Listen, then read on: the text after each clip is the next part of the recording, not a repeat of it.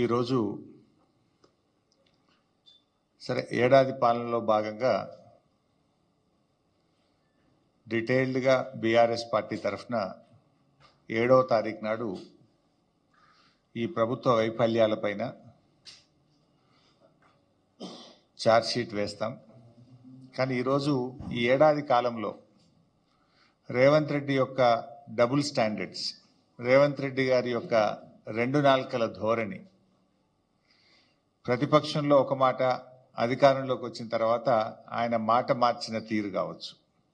Even కొన్ని సందర్భాల్లో ముఖ్యమంత్రిగానే ముందొక మాట తర్వాత ఒక మాట, అంటే ముఖ్యమంత్రిగా బాధ్యతలు చేపట్టిన తర్వాత కూడా ఆయన మాట మార్చిన తీరు. ఇట్లా ముఖ్యమంత్రి గారు ఏంటంటే ప్రజలను ఏ రకంగా ఆయన మోసం చేస్తున్నారు, వంచిస్తున్నాడు, ఆయన నైజం అంటే ఉన్నది ఉన్నట్టుగా కుల్లం కుల్లా ప్రజల ముందు ఆయనకు నిజస్వరూపాన్ని బయటపెట్టే ప్రయత్నం చేస్తున్నాం. ఈరోజు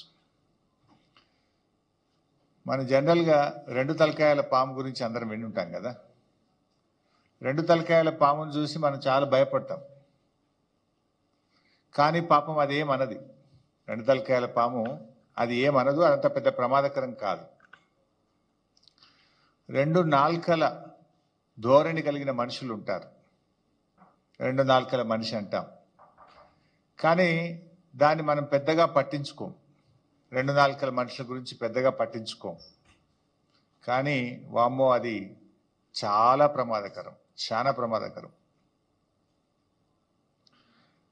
అయితే ఈ రెండు నాల్కల వైఖరికి ఎవరు నిదర్శనమని రాష్ట్రంలో ఎవరిని అడిగినా కూడా స్పష్టంగా నిస్సందేహంగా చెప్తారు ఆయన ఎవరు అంటే రేవంత్ రెడ్డి, మన రాష్ట్ర ముఖ్యమంత్రి.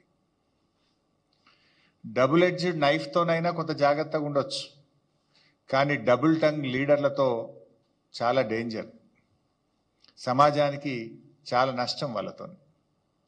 డబుల్ స్టాండర్డ్స్ అంటే ఒక విషయం పైన నిన్నొక మాట మాట్లాడడం, ఈరోజు ఒక మాట మాట్లాడడం, రేపు ఒక మాట మాట్లాడడం, ఇది డబుల్ స్టాండర్డ్స్.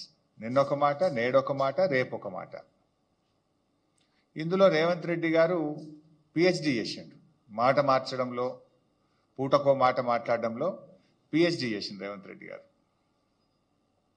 ఉల్టా ఇంకా మళ్ళీ ఆయన్నే అంటాడు, దబాయిస్తాడు, అయ్ ఎవడా అన్నది, ఎవరన్నారు ఆ మాట అని ఉల్టా దబాయించి ముచ్చటగా మూడో స్టాండ్ చెప్పగలిగిన నేర్పరితనం కూడా రేవంత్ రెడ్డి గారిలో ఉంది.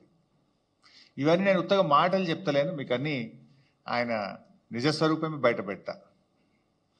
వాటన్ తీరు మాట మార్చడం, పూటకో పార్టీ మార్చడం కూడా రేవంత్ రెడ్డికి వెన్నతో పెట్టిన విద్య.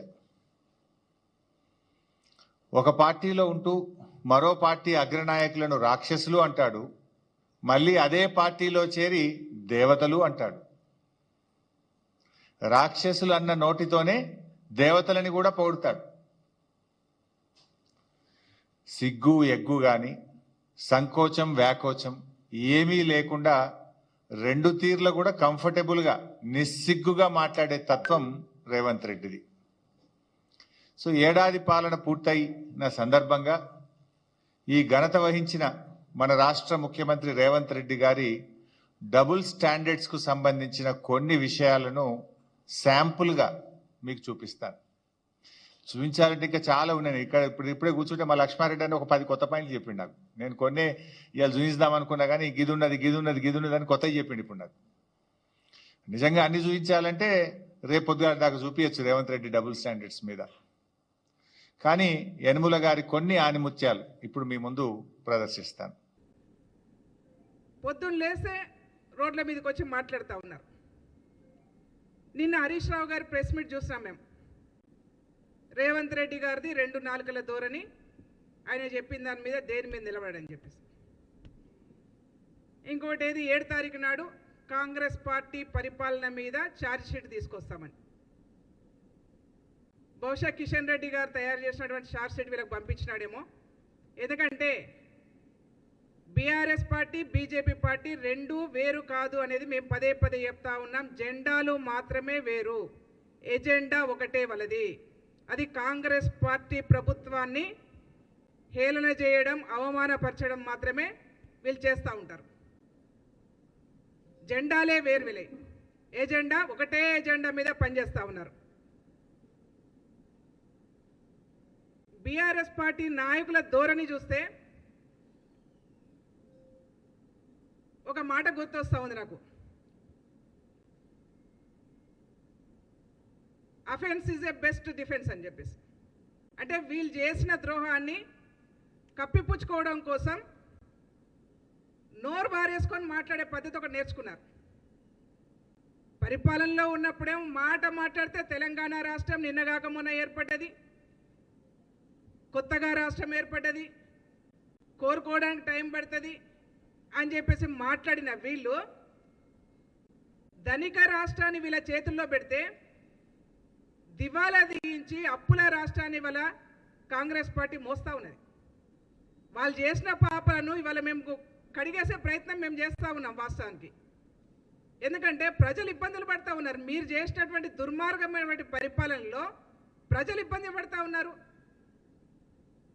మీరు సంవత్సరం పరిపాలన మీద పొద్దున్న లేసి గగ్గోలు పెట్టి మాట్లాడుతూ ఉన్నారు కదా, 2 నాలుకల ధోరణి రేవంత్ రెడ్డి గారిది కాంగ్రెస్ పార్టీ దాన్ని మాట్లాడుతూ ఉన్నారు కదా. నేను మచ్చుకు మీ దగ్గర మీకు చూపించుకోదలుచుకుంటే 100 ఉన్నాయి. కేసీఆర్ గారు మాట్లాడినటువంటి 2 నాలుకలు కాదు, 22 నాలుకల్లాగా మాట్లాడిండు. అసలు ఆయన పొద్దునేం మాట్లాడతాడో, రాత్రి ఏం మాట్లాడతాడో, తెల్లారితే ఏం మాట్లాడతాడో ఎవరికి తెలియదు.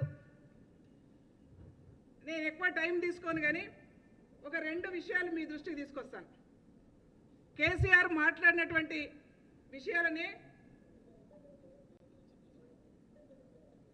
కేజీ నుంచి పీజీ వరకు విద్యను అమలు చేస్తాం.